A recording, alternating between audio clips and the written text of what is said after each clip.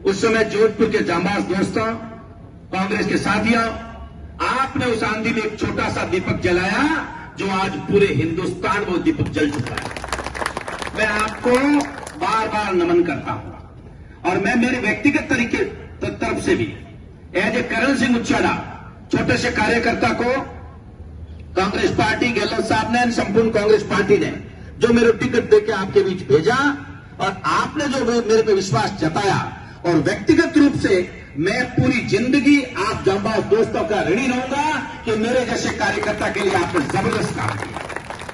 हार जीत तो दो पहलू होते हैं गेम के। खिलाड़ी कभी कमजोर नहीं पड़ता है। कोई खेलेगा तो हारेगा और नहीं खेलेगा तो क्या हारेगा। मैं हार जीत के लिए 25 साल से तड़प रहा था। हार या जीत का खाता तो कल खुलेगा। कम से कम मुझे मौका तो मिला है, कांग्रेस पार्टी ने दिया।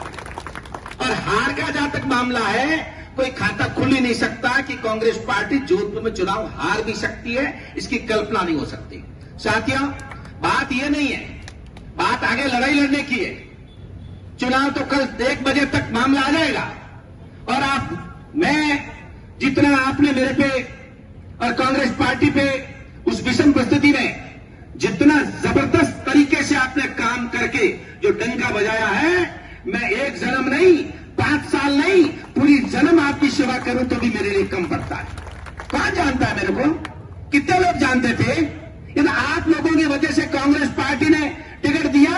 जहां जाते हैं वहां कहते हैं जोधपुर में कोई आदमी है, जबरदस्त चुनाव लड़ा है। इसका एकमात्र कारण आप हो। हार जीत तो होती रहती है।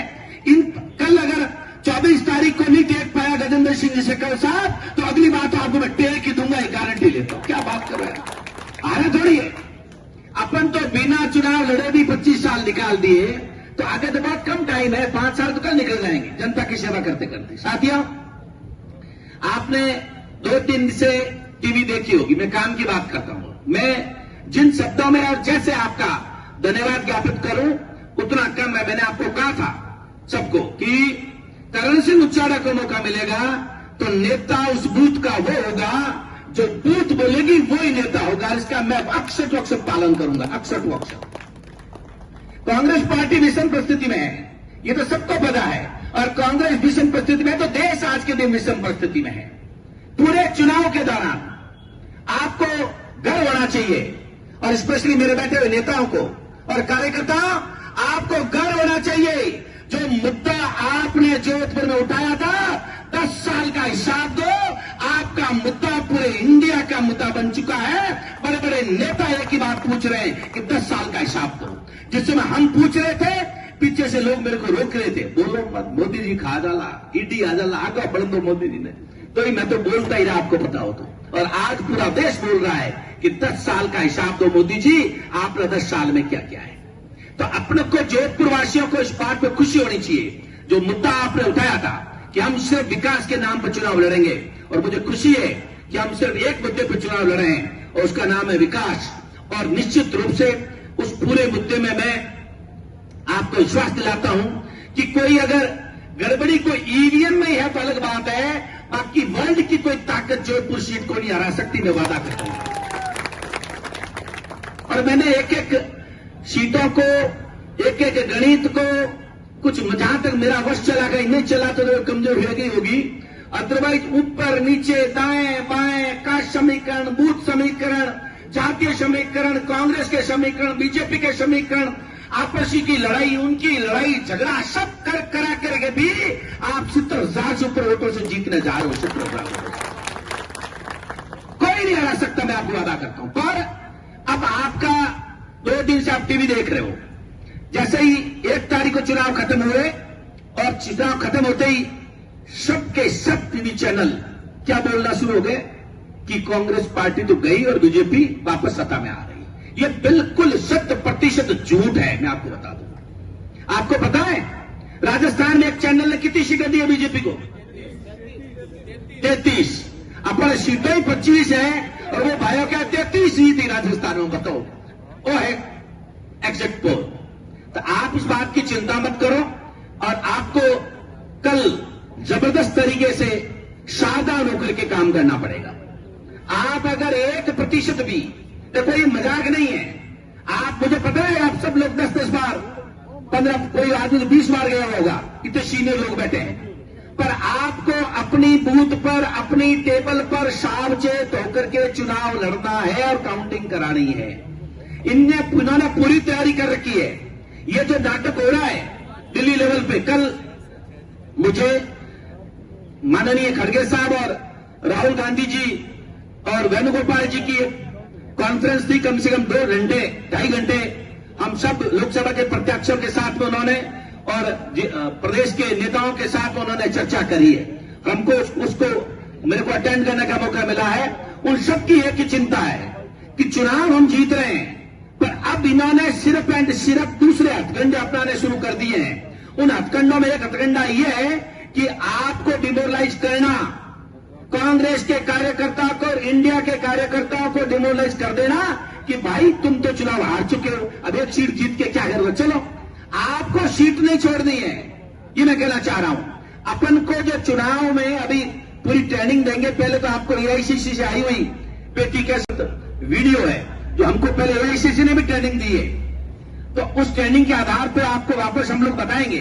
पर मेरी आपसे अपील है कि आपको हर हाल में अपने स्टूल पे 4 घंटे 6 घंटे किसी भी कीमत पर आपको नहीं जाना है।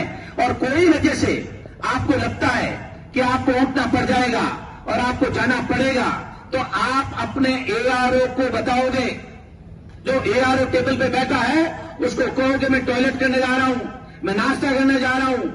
आपके भरोसे है जीत और हार। 100% इन्होंने मैनेजमेंट कुछ कर रखा होगा, उसको आप तोड़ सकते हो। विस्तृत में बाद में वापस आपके बीच में आकर के कन्हैयालाल जी बताएंगे, पर जितना मेरा होगा मैं भी बताऊंगा। पर आपको सबसे बड़ी बात तो यह है कि आप एक नदीले साथी है कोई, उन्होंने भी बढ़ाया, वो भी मेरे को कह रहे थे मैं आपका साथ दूंगा, तो उनके तरफ से भी अपने एक एजेंट बैठेगा। वो भी कह रहे थे साहब हमको बीजेपी को हराना है, तो एक तो कांग्रेस का हो जाएगा, एक उनका सावधान जी नाम है क्या है उनका एक एजेंट होगा। अपन दोनों को चूंकि बीजेपी को हराना है तो अपन दोनों को मिलकर बूथ पे एक के जगह पर 2 आदमी हो जाएंगे और दोनों मिल करके उस बूथ का ध्यान रखना है। मोटे तौर पे यह है कि आपको डरना नहीं है। आपको बार बार लगेगा ये झगड़ा हो जाएगा, फलाना हो जाएगा, कलेक्टर नाराज हो जाएगा, नेक्स्ट टीम साहब नाराज हो जाएंगे, नाराज होने वाले होते रहेंगे। मैं स्वयं आपके साथ में 6 बजे यहां से चलने वाला हूं और आपके साथ ही बाहर आने वाला हूं। मैं कोई भी अब सभी एमपी कैंडिडेट बाहर बैठे रहते मैं नहीं बैठने वाला हूं। मैं तो आपके साथ में आरओ टेबल पे बैठा रहूंगा और वहां घूमूंगा। कोई भी कीमत राजेंद्र जी सोलंकी साहब भी साथ में है, तो आपको तो एक एक चीज पे जो अभी हम बताते हैं आपको लगता है वो नहीं हो रही है, एजेंट को उसके लिए अड़ना पड़ेगा, वो बात उसको मनवानी पड़ेगी। आपसे नहीं मान रहा है आप एओ टेबल को बोलो, एओ टेबल से नहीं मान रहा है आप आरओ टेबल को बोलो। हम लोग आरओ टेबल पर रहेंगे, आपके बीच में आएंगे और हर हाल में अपन को चुनाव को बिल्कुल ऑनेस्टी तरीके से काउंटिंग करानी है। उसके लिए आपका सहयोग और आपका साथ जरूरी है। और इसके अलावा जैसे ही चुनाव सबको पता चल जाएगा, 10 राउंड 12 राउंड 13 राउंड में 14 राउंड 25 राउंड है करीब, तो 20 राउंड बाद में सबको पता चल जाएगा कौन जीत रहा है कौन हार रहा है। एक बात मेरी और ऐसी सुन लो, आप किसी भी कीमत पर चाहे आप हार रहे हो जीत रहे हो, आपको अपना स्टूल नहीं छोड़ना है जब तक कि काउंटिंग खत्म नहीं हो जाती। जीत में भी खुशी में भी नहीं छोड़ना है, गम में भी नहीं छोड़ना है। हर विधानसभा क्षेत्र में 5 वीवीपैट काउंट करी जाएगी, 5 जो पर्चियां हैं वो काउंट करी जाएगी लास्ट में।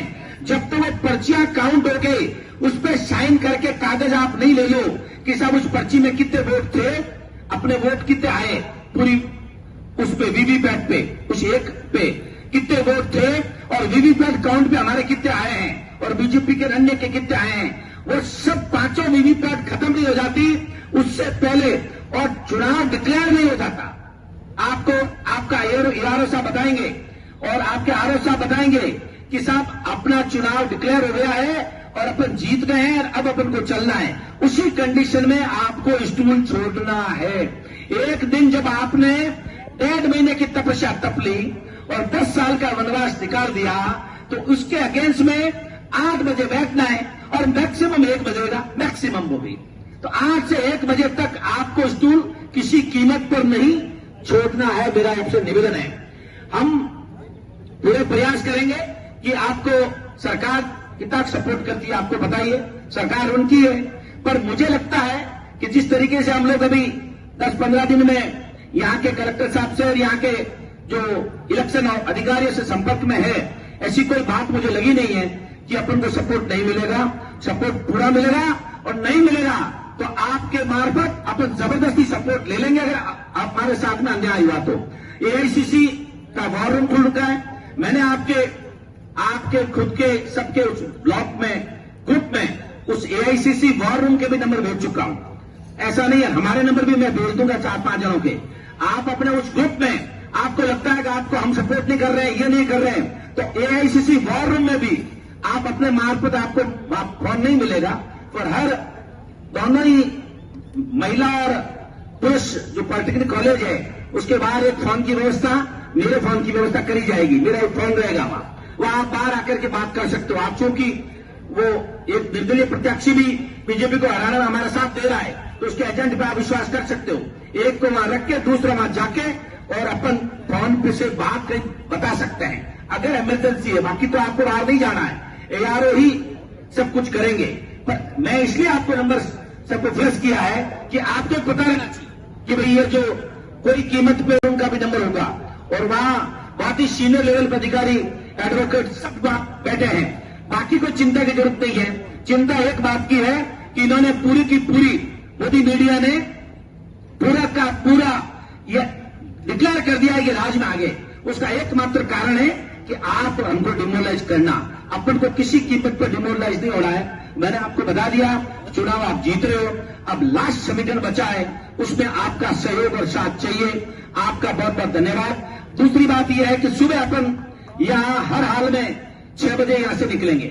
अभी 6:30 बजे वो खुलेगा वहां से वो स्ट्रांग रूम। उससे पहले 6:15 यहां से निकलेंगे तो 15 मिनट जाने में लग जाएंगे। तो अपन को कम से कम सब लोगों को यही आना है और यहां से वहां पहुंचना है, तक अटेंडेंस भी हो जाएगी। और यहां सिटी बस लगा देंगे, जो जिसके पास में गाड़ियां नहीं होगी, लोगों के रुकने की भी व्यवस्था करिए, यहां करिए, और एक वो नरसिंह इस्लाम गृह में भी करिए। दूसरी जगह और कर देंगे। और उन लोगों के लिए नाश्ता है, सुबह 5:30 बजे नाश्ता लगा देंगे। तो आपको सुबह जल्दी उठ के और हर हाल में 5:45 बजे यहाँ रिपोर्टिंग करनी है। 6 बजे अपन यहां से रवाना होंगे, 6:15 बजे वहां पहुंचेंगे और 6:30 से अपन अपना कमान संभाल लेंगे। इसी उम्मीद के साथ में कि आप सबने जो जबरदस्त 45 दिन तक मेहनत करके जो जोधपुर में नहीं पूरे इंडिया को नई दिशा दी थी, उसका रिजल्ट निश्चित रूप से आपके फेवर में आने जा रहा है। और आज आप भी छोटी सी व्यवस्था को लेकर के यहाँ पर आ रहे, एक बार पुनः आपका बहुत बहुत मैं धन्यवाद ज्ञापित करता हूं। इसी उम्मीद के साथ में कि हम भारत के लोकतंत्र को बचाने में जोधपुर में बड़ी भूमिका निभाएंगे। धन्यवाद। जय हिंद, जय कांग्रेस।